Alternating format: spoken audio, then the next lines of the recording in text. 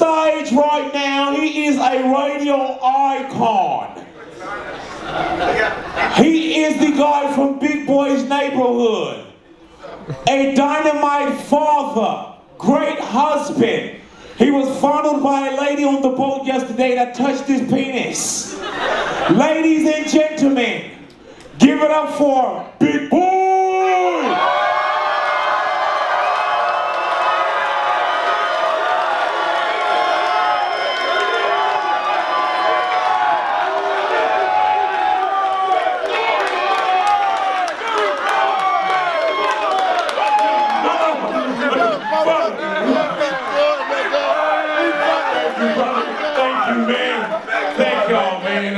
I wasn't even expecting that. People always kind of want to be on a major label at one point, but now, you know, that independent hustle is the hustle that you really want. You want that ownership. Yes, sir. And Nipsey Hussle is the guy that has that ownership.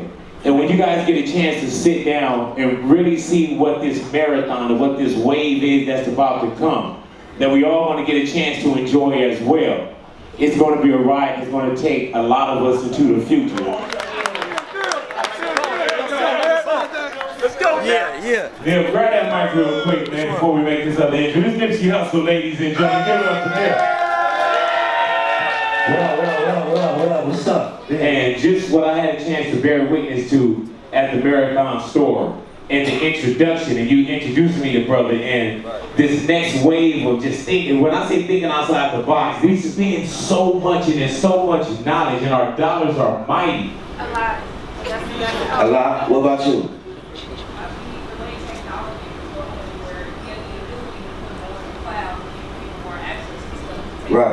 Right. Yeah, so basically the digital revolution, from my understanding, is basically when you go to the grocery store and you're about to check out, and there used to be a lady checking you out, it's a machine. When you used to go to Blockbuster and rent your DVDs, it's Netflix. You used to go to Tower Records to buy your CDs, it's iTunes and Spotify. And so what that is called a digital revolution. Anything that can go digital will go digital. So when you look at like a profession like music, so then you see Napster, you see all these bootlegs, you see the record labels tanking, you see you see Blockbuster go out of business, you see Tower Records collapse, you see all the traditional retail collapse, and everybody in the music industry scratching their head. But people in the technology industry, they're not scratching their head. They know exactly what's going on. It's the digital revolution. Anything that can go digital will go digital. And once it's digital, why would you manufacture a CD and spend $1.25 to make $10 when you can put it online for free and make $10? That makes sense to everybody? So when you look at a person like myself, I sell music. My product has went digital. So I'm gonna talk to y'all about another thing. It's called abundance. So, and scarcity. It's an idea called abundance versus scarcity. If you look at like diamonds, anybody know why diamonds cost money? Because they what? Scarce, right? Why is foil, aluminum foil, you eat your hot dog, you ball it up, what you do with it? You throw it. What's the difference? Okay, so the value is based on what? Scarcity. So if I sell a product that is no longer scarce, what happened to the value? What do I sell? I sell music. The digital revolution made music what? Abundant. Okay, what happened to the value of music now? Go down. Okay, so if I'm in a position of selling music, and out of nowhere this shit happened, the digital revolution, now I'm in a tricky position. Because I sell music, but there's no value. So this is the era I came into music. I came in 2008, 2009, right when that shit happened. So I came in with a lot of artists that was like, we was inspired by the artists that came before us. Make 2 hit singles, drop your CD, go on tour, go platinum. That shit is over. Based on a lot of things, but based on the digital revolution, based on the scarcity and abundance. If you pick the artists that survived through that era, it's the niggas that could build their touring up. It's the niggas that created a little side product outside of the music. But if you go to the actual, take that a level deeper, what was they doing by doing that? We moved our cash register. We stopped cashing out on music, we moved it onto a tangible product, clothes, a tangible product, concert, experience. You can't bootleg the experience, you can't bootleg the shirt. You can make a fake version, but you can't download the shirt. The church is not a victim of the digital revolution. So this is why we didn't have to. I mean, we didn't know this consciously, but out of necessity and survival, we had to adjust our business models as rappers. Otherwise, you're not gonna survive. Because the albums that went, you gotta go tour, you gotta go build a fan base. The model switch. You ask why I'm sitting up here with a tech person, somebody that develops tech, somebody that develops hardware, is because I saw through my experience what's going on. The music is abundant. The value has changed. It's like foil. It used to be like diamonds. We're gonna throw it out the window. So much of it, we ain't even tripping. We can't really charge for it. So as an artist, as a hustler, what should I do? I should use the music to inspire and to build notoriety, but I shouldn't charge. I should take my cash register off of this part of the process, and I should move it to something that's not a victim of the what? Bad. So this is where we at now. This is why Yeezy's selling shoes. If you look at Kanye West, the music, niggas ain't tripping off. You gonna spend a lot of money making the music, recording it, paying producers, all that shit. You gonna give it away, and you gonna move your cash register to something that they can't download, that they can't put in the cloud, that's not gonna turn into ones and zeros. So now, as I'm thinking, and if you look at Hello Kitty, Sanrio, a $5 billion company that sells products that have been branded through content. I'm gonna ask y'all, what's the difference between Hello Kitty and a rapper? Yeah, well, what's the difference between Hello Kitty and Kanye West?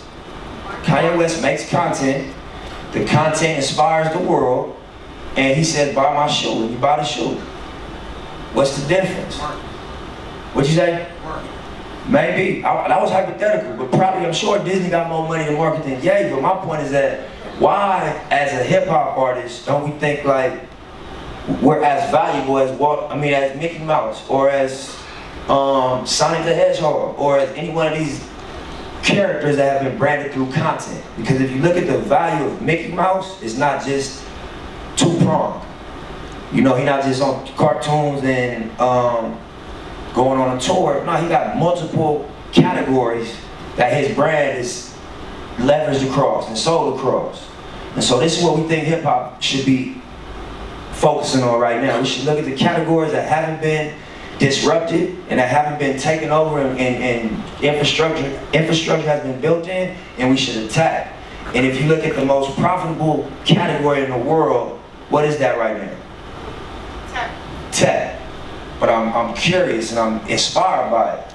And so if we talking about categories that haven't been disrupted by hip hop, because we saw what Mickey Mouse did, we saw what Hello Kitty did. Sanrio is a $5 billion company. I'm making this comparison because I don't think it's no different than a Nipsey Hussle and a Mickey Mouse. I'm using content to create a character.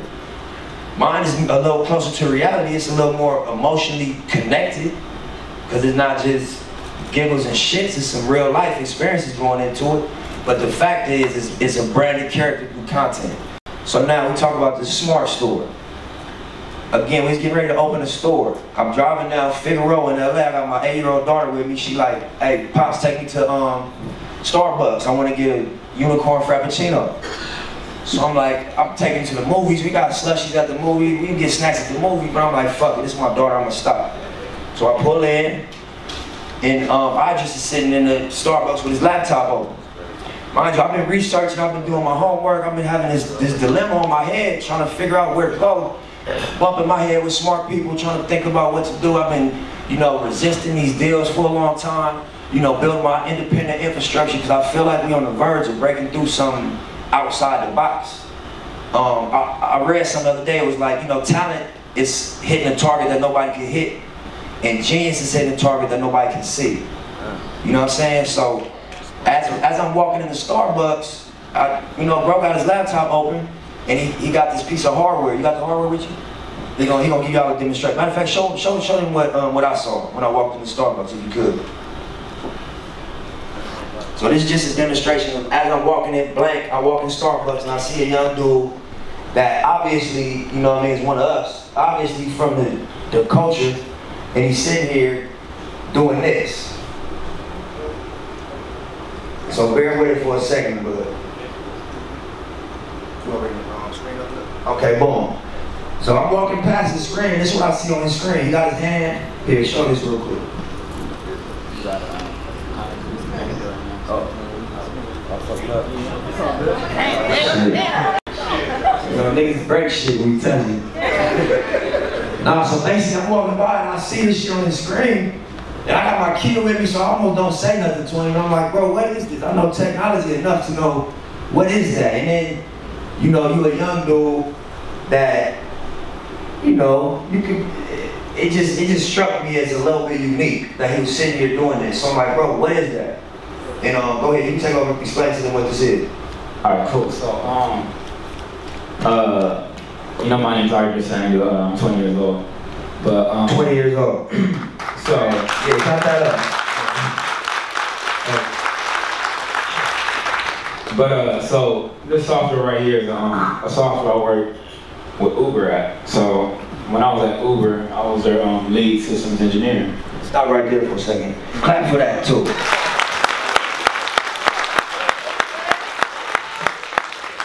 So yeah, I started programming when I was like 10 years old. You know, I got inspired by like Steve Jobs. You know, shout out to Steve, R.I.P. But yeah, so I started programming when I was 10 years old. Accumulated that. You know, I worked for like Google, Snapchat, you know, Facebook, Instagram.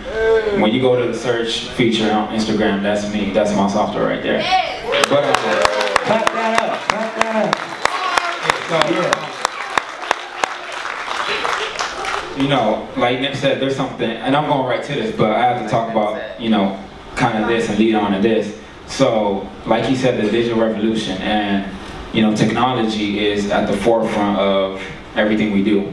Education, communication, transportation, everything. So, Uber was, you know, focused on, you know, autonomous vehicles. So that's self-driving cars, right? They had these crazy ideas and concepts, but no one knew how to execute it. So I worked for a company called Leap Motion about 3 years ago, and I developed this device, which Nip saw me working. So not only did he develop software, he developed a hardware that actually reads his hand, you know what I'm saying, too. That's not regular. Doing both is not, it's like writing music and making beats. So clap for that, too.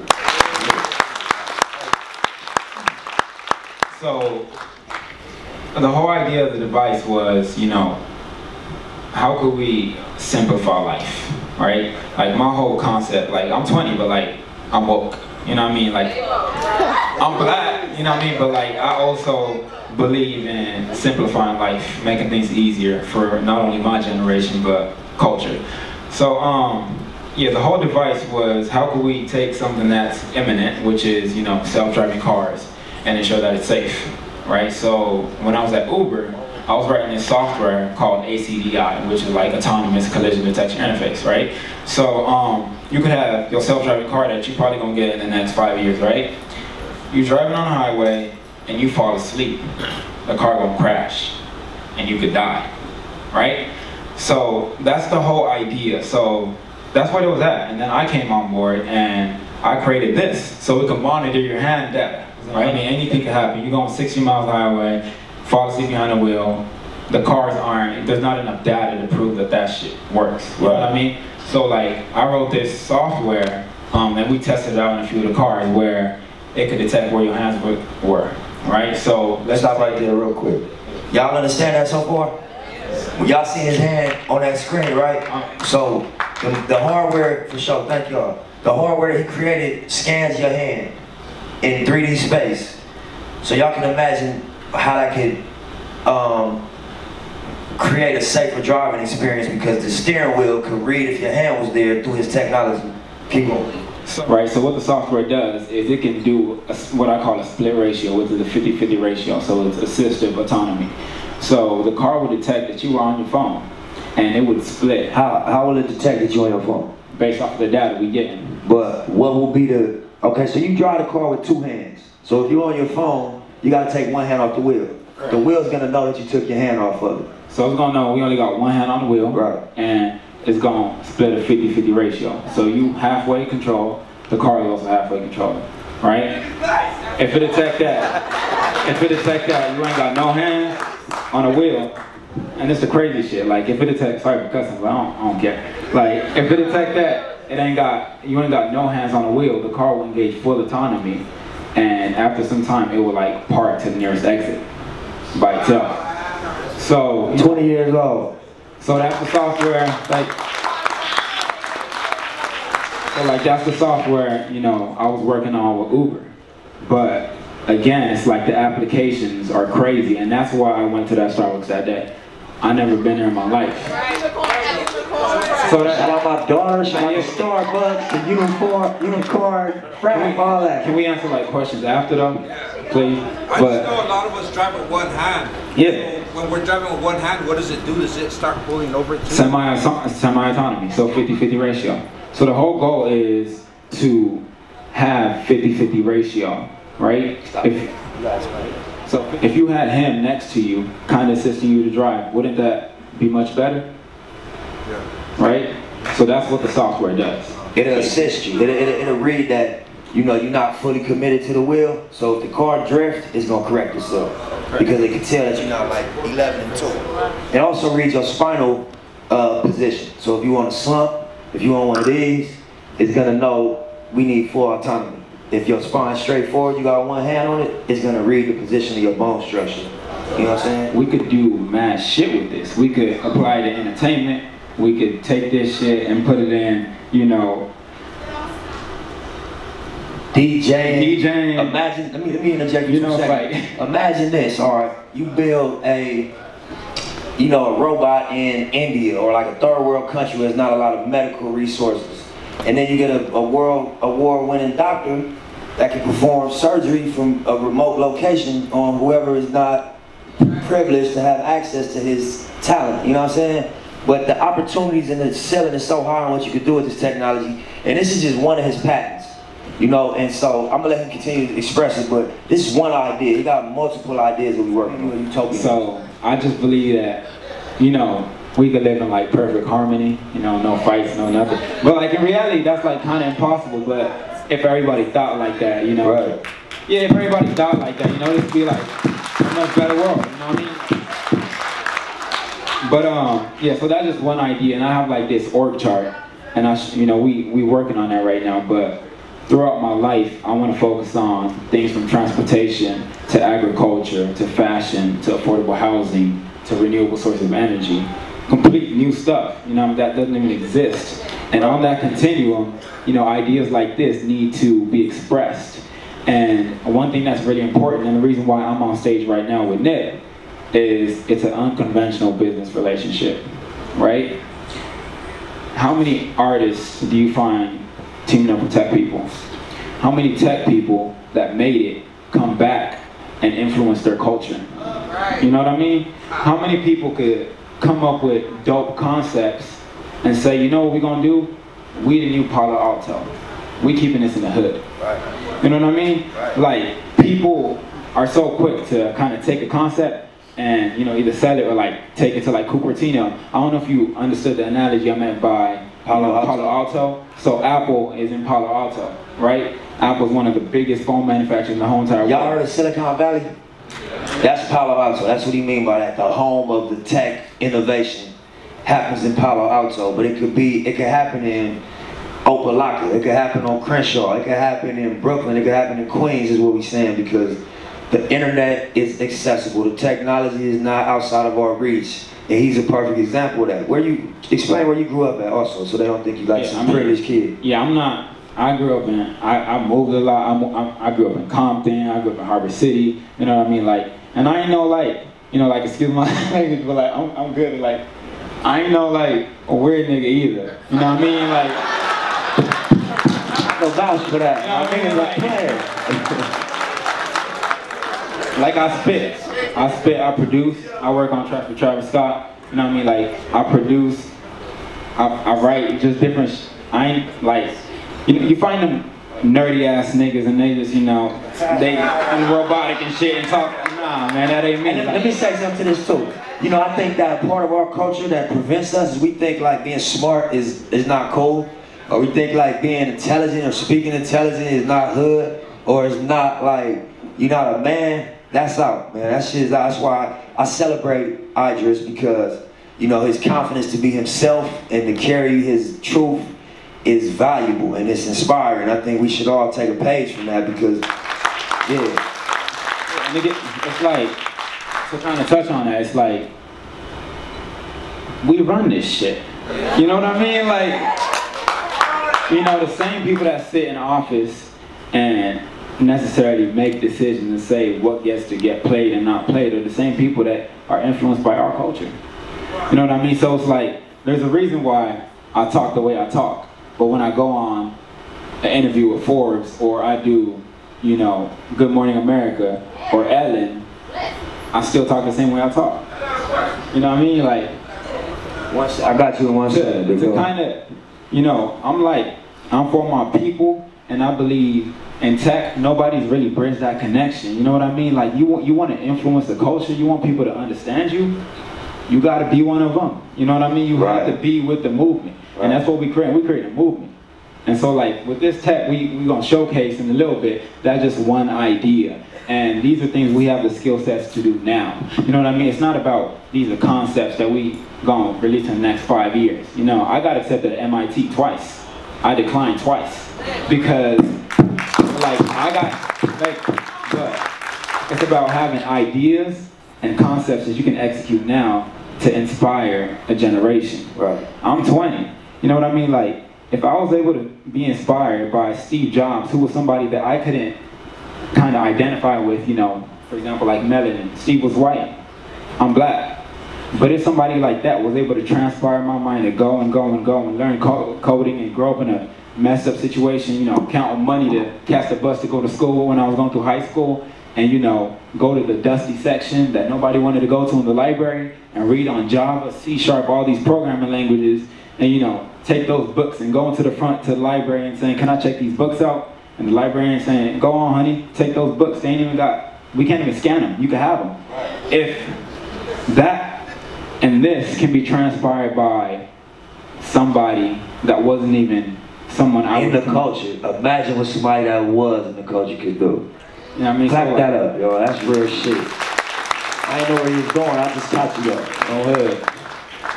So again, it's like, you know,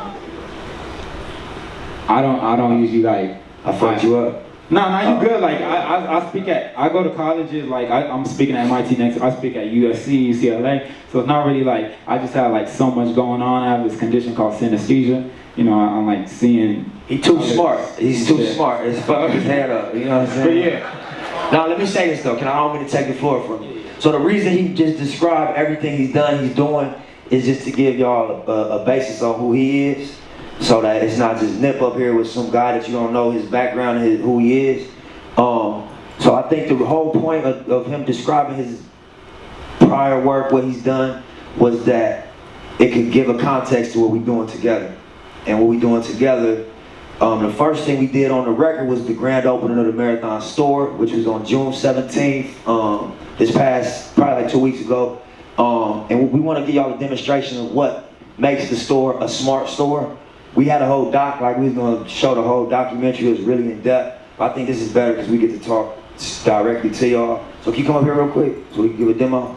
So basically the smart store is based on Crenshaw and Slauson. It's a branded streetwear product store. I don't know if y'all seen the Crenshaw shirts. You ever seen the Marathon shirts? That's all under the brand of Marathon.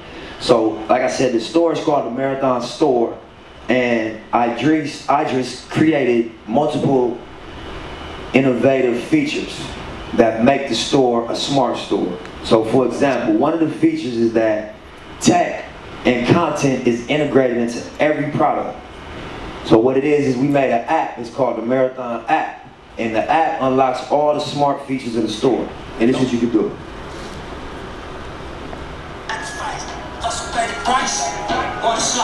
That's streaming off our shirt. Can you turn around real quick?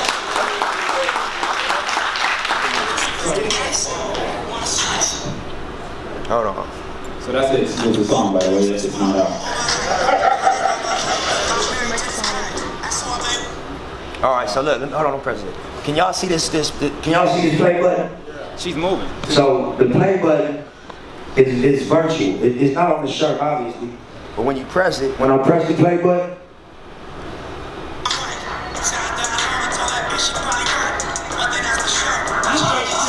yeah, okay, cool. But it's attached to every piece of merchandise in the store. So the logos could have different content. These niggas started from the curb, my nigga. We was on the curb, had tables out there, real hustle. Whatever you could hustle, they was hut out. Picture me rolling.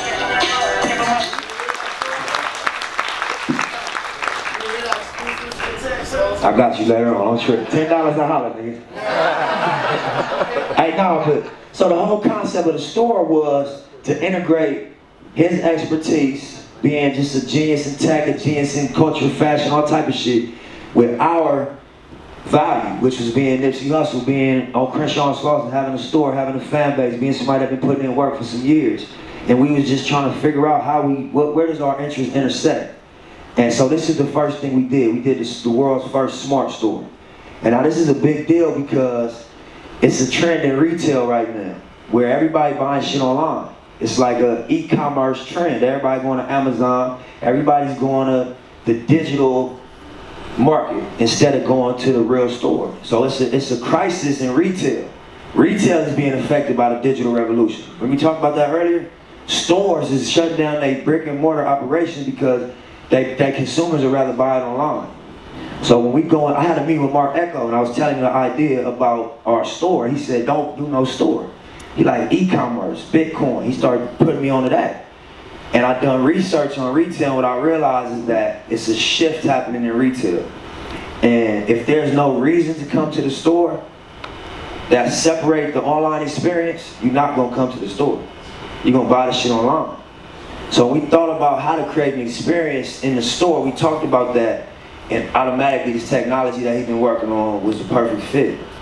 And so this is the first collaboration between Iddris and myself.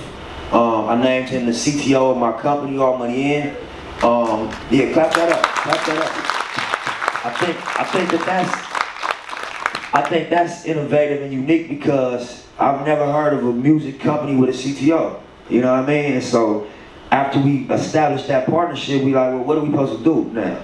You know, how do we actually move and work and operate in the space? And I think that, you know, it's a unique partnership.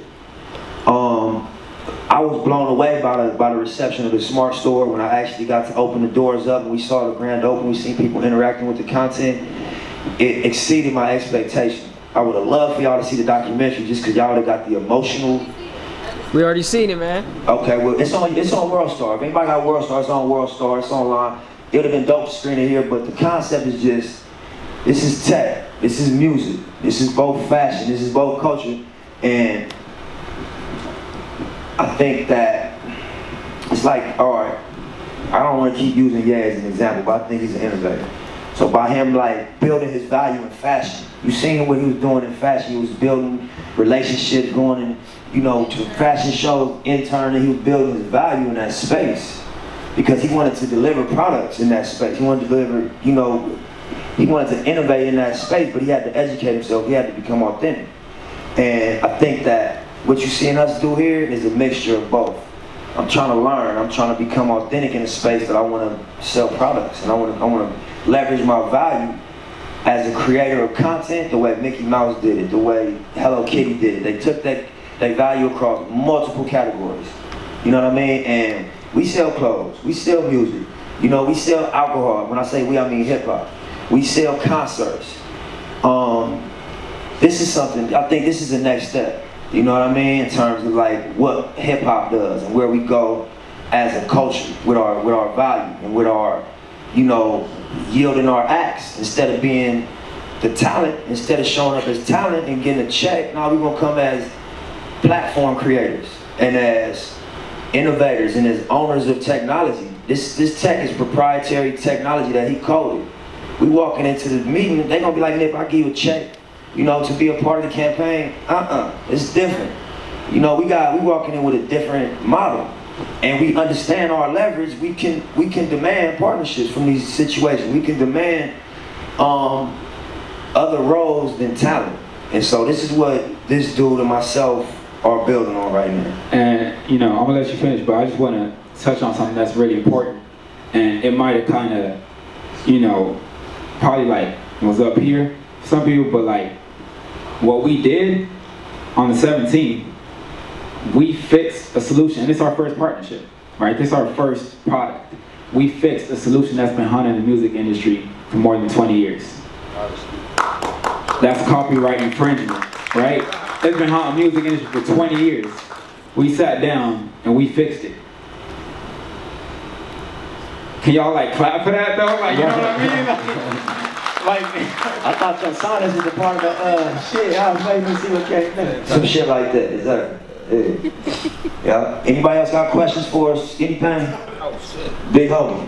What about licensing deals for other outlets that might want to use the technology? So right now we're building a business model of how we want to go about doing that, just because it might be more beneficial for them, truthfully, than it will be for us. But we're creating a model that, you know, select individuals and projects that we believe in, that Iddris is passionate about. We'll come on as partners. We're not going to just license the idea because it's going to be one-sided. It's going to benefit the other side more than us, but we'll come on as partners with a campaign and integrate the technology into a campaign. Yeah. See, I like that. I came here to collaborate with you guys. I got a live streaming platform called Expose, and your technology will fit amazing into it. Just shake your phone, and a pop-up screen will appear. You press streaming, any type of streaming, and the app starts streaming live. I think your technology will be great, and hip-hop promoting it, amazing. All right. You know, all this good stuff, you know you're smart. Is it better for you? Because it seems like people will be coming from everywhere to get you. You know what I'm saying? Like you know, and you working with. Is it better? You know, working with you know the community that you in now, like with that's hip hop. You know, is it a better situation for you? You know. So I'm gonna let him answer that for you. But what I want us to do is like, you know, we got a mentality that to deal with your people is less valuable than to deal with people outside of yourself. That is less opportunity, that is less of a, you know, opportunity. Like, it just makes more sense to deal with people outside of yourself. But, you know, I just and myself, we got a handshake. You know what I'm saying? We got a two men passionate about something. So if Iddris is, you know, valuable in other places, of course you're gonna go build value in those other places. That's second nature. But to your point, I think that we gotta look at it like this, bro. Like, there is nobody more influential than an authentic hip hop artist on earth. There is not a more influential person. That's a fact. And to the level of your influence is based on how hard you work and how, you know, what level you take your game to, but there is nothing more influential right now on earth than hip hop. And we could go into why, or we could just accept that as a fact. But if you want to, you know, go into why, it's a ton of reasons. You know what I mean? Who's the most influential women in the world? Who else? Who else? Who else? Who's she married to? Paris Hilton? That's like 11, baby. Nah, but Kim Kardashian, who's she married to or what? A rapper. All right, look at McDonald's, look at Apple. Who Apple doing their deals with? Rappers. This is a music platform. They're not doing Garth Brooks deals. They're not doing Lady Gaga deals. They're doing Drake deals. They're doing hip hop deals, Future deals. You get more motherfuckers like come in with you, like people who got brains and help, you know, put the big. It ain't even a bread thing, bro. This is an idea economy. It's not even a money thing. This is an idea economy. It's not commodity capitalism no more. It's idea capitalism. The richness is in the idea. You feel me? The authors of the ideas are who are becoming billionaires. You know what I mean? So think about the idea. Think about how valuable the idea is. You know what I'm saying? Like, you know, I do software, I do music, I do a whole bunch of stuff, but I'm a vessel. Not just for my culture, but for humanity. So when I to answer that question, yeah. With this, you know, we keeping this for now. It's exclusive, you know, and like the reason why I collaborated with Nip, you know, like you said, there's a lot of artists, there's a lot of people that, you know, gonna try and collaborate. But again, it's not about the money. You know what I mean? Like, I was at Uber. I was at Snapchat. I was at Twitter. It's not about. It's about. Confidential, homie. Relax. But it's not about money. It's about people that have the ability to impact on a global scale and doing dope shit with that, doing the right thing. So yeah, to answer your question, that's cool. How we gonna listen to it? You said if you in North Carolina and we drop the content through the Marathon app, well, you gotta wait. Or you gotta come to LA. Hey, so I'm thinking one song. I'll be there. But see, let me tell you this though. Alright, right? For the like immediate releases, when I say, okay, a song coming out and it's gonna be here, that's for like how, you know, Apple Music will get the exclusive for a week and then it'll be everywhere. So my store will get the exclusive for a week and then it'll be everywhere. Instead of like leaning toward one of the platforms, we leaning toward our store. We giving our store exclusivity. You know what I'm saying? So I'm gonna drop a GPS instead of a link. I'm gonna say this is where it's at. Pull up. And even imagine this, right? I ain't gonna cut you off. Imagine if I had a 16-song album I was dropping, right? And instead of dropping a link, I said track 1 is here, and I dropped the location, and it's on the wall. And track 2 is way over here, and I dropped the location, and it's on the wall. Yeah, that's what I was gonna say. Like that would be cool. You do that. You do it all over the world. Like right. But the whole thing I want you to realize, bro, it's so many concepts of what to do. We can sit here all night. It's not about what specific application or way we apply the technology. It's more about the you know, the opportunities that the technology creates. Because it's up to everybody's creativity how they gonna leverage that. You know what I'm saying? Sometimes you go online, buy the shirt, and then do the app and still like be in North Carolina and still get your shirt. 100%. Yeah, it's content locked too. So you know, you're gonna have people coming up in there, you know, trying to take pictures and say, oh, I can just take a picture of this, go back home, watch it. No, it's location locked. So you need to be on site, right, at the store. What's the durability of it in terms, like you mentioned, the shirt is in the dirty clothes, right?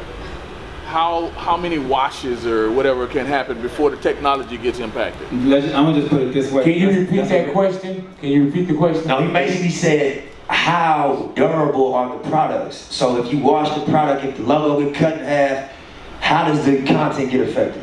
So it's a real simple question with this real simple answer really. So the tech itself is called APE. So it's Advanced Image Processing Experience. That's what it is, right? But the software is real precise. So half of the shit could be torn off and it'll still work. So you know, it's not no basic tech. You can even put your hand in front of it while they streaming, and you're not going to disrupt the stream. You know how the remote control for your TV, if you stand in front of it, it's over with.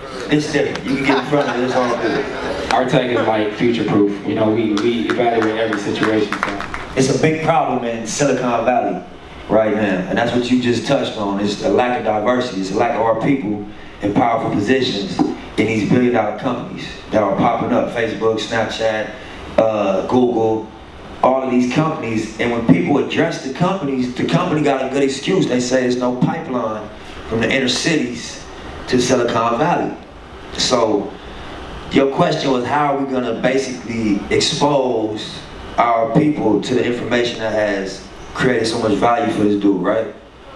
So, all right, he's gonna tell you his version. He got something he's done with the president, with Barack Obama himself. He personally built something with this young dude. He gonna tell you about that. My personal approach to that, as a collective, I got with one of the actual organizers of this cruise. His name is Dave Gross, and his original concept is called Too Big to Fail. It is basically about creating a scalable model that we're gonna start in Los Angeles. We already got the 5,000 square foot location. It's in my neighborhood, it's about 5 minutes from my store. And basically it's a 2-story science, technology, engineering, and math compound. And those are the skill sets that you need to get to Silicon Valley. So when they say there's no pipeline, it's because we ain't overly educated in science, technology, engineering, and math. So when we build this Too Big to Fail, which is in motion, the goal is gonna be to speak to that problem. So next time they say there's no pipeline, we say it is a pipeline. It's called Too Big to Fail, and it's operational. You should come check it out. Matter of fact, here's the 3 or 4 different concepts that need funding. And you know, it's a comprehensive concept that we're in the process of building, but it's called Too Big to Fail. And it speaks to that point you brought up about how do we connect young people in these hoods, in these areas, to the opportunities in Silicon Valley. When they don't got no parents that know it, we don't necessarily got schools that's public that's teaching it. We trying to put our best foot forward, you know, to help solve that. And Iddris is also working on something. Yeah, so the solution to that's real simple actually. It's just re-education. Cause like Nip just said, you know, you have like Google, and it's like, oh well, the reason why we only have 40% black people is because there's not enough black people to even hire, right? And that's the constant excuse. And if you really think about it, they kind of have a point, because it's about re-education, right? Like you have this big thing going on right now, which is like automation, right? A lot of jobs being taken away, right? But in reality, tech is actually creating more jobs. It just it takes a retraining, right? And that's what like we gotta understand. It's not that it's taking a lot of jobs and stuff. It takes retraining. So programs like, you know, youth STEM that I launched with Obama himself, like, you know, that's my nigga. You know, like we tight, like we real tight. So, you know, we launched a program back in 2015, and it was to address just that, right? Because what I realized, and like I go speak at USC, I go speak at UCLA, and whatever like about these schools is, they're not giving the right education, right? So you could go to Yale, you could graduate with a 4 point whatever GPA, you could have skill in this and that and that. You could go apply to work at Google, they're gonna look at your resume and not hire you. You know why? Because the college level programming skills you were taught were so outdated, right? So what we're doing is we taking that knowledge that I got, even though it was never handed to me, but knowledge I had on Silicon Valley and programming and all that, and what we bringing that straight back to the hood.